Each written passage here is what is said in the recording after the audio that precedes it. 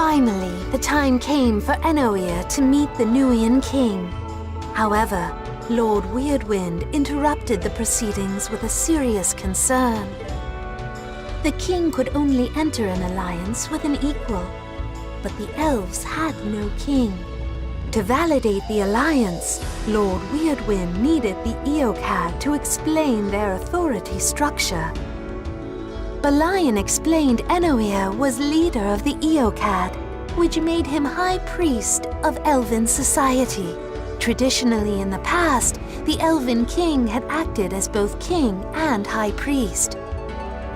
Therefore, if the elves must have a king, it would be the High Priest, Enoia, by default. You noticed Enoia's eyes widen briefly in surprise. He quickly quashed the emotion in favor of a more kingly one. Balion's statement was more than enough for the Nuians, and the alliance was formalized.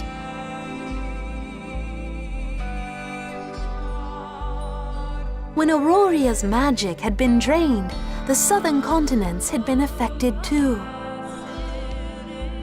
Not enough for their energy to be completely depleted, but rather significantly drained. The remaining magic condensed into small stones, like the drops left when draining a tub of water. People would later call these powerful stones Archeum. When they began to use the Archeum they found on the southern continents, they released tiny bits of magic back into the world. As centuries passed, that magic had replenished Auroria's life force. A recent expedition had proven that the land was inhabitable once again. The elves decided to work with the Nuians to defeat Kyrios and reclaim their homeland. Enoir's energy transformed the forest, engulfing all elves in a sense of shared excitement. No one called him king. Elves hadn't had a king, much less a kingdom, in centuries. No one was used to such a title existing again.